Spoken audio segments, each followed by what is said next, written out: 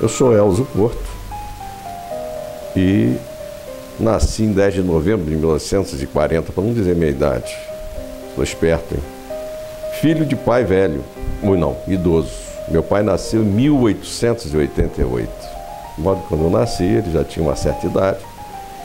E com 5 anos de idade, pós-guerra, portanto, terminando a guerra, eu vim passar um mês em Nova Friburgo com a minha família, porque aqui eu tinha alguns parentes, e ficando aqui um mês, não regressei mais. Aí eu fui para o Colégio Anchieta, onde o Zé de Oliveira era o coordenador dessa admissão, fiz no Colégio Anchieta, e depois fui para o Colégio Sheffield, onde eu tive a grata satisfação de ter como exemplo e imitá-lo, inclusive, porque a gente costuma imitar as pessoas que a gente tem como fã, o pastor Johannes Schulup.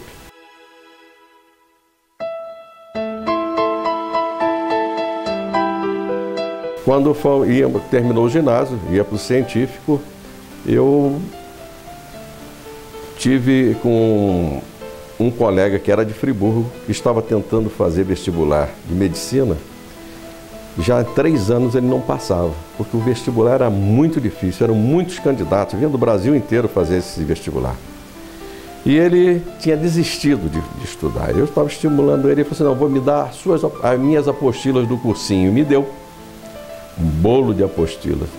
E eu estava vendo que as matérias que caíam naquele tempo, não sabia nada, não dava nem para entender o que estava na apostila.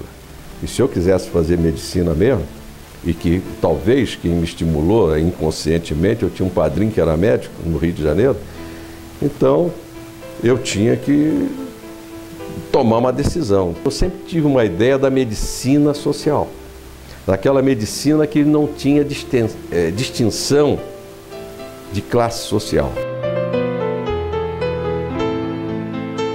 Eu dediquei muito a minha vida à medicina pública por causa disso, levando muito a sério isso. Eu tenho saudade de todas as épocas. Eu tenho saudade de ontem, inclusive, porque eu já estou mais um ano velho, né? Mais uns anozinhos. Mas, pelo menos, eu aprendi algumas coisas que meu pai deixou. E muitos amigos meus deixaram de ensinamento. Eu procurava sempre os mais velhos para aprender com eles, que eu queria aprender com eles não queria aprender com meus erros. E eu estava querendo trazer para Friburgo, ficar só em Friburgo. Eu já estava assim, mas meus garotos estavam grandes já. Precisavam me localizar numa cidade. Eu escolhi Friburgo de volta, claro, minha mãe morava aqui. E então, eu pedi as minhas transferências e não vinham. Meus processos engavetados, pra você ter uma ideia. 2 anos após, eu comentando num almoço, junto com esse colega, ele falou, quando você chegar em Friburgo, você está transferido. Ele não só me transferiu, mas me nomeou aqui diretor do INAPS. E depois de sair de diretor, fui ser diretor do Centro de Saúde Silvio Henrique Braun, onde eu fui até me aposentar em 95.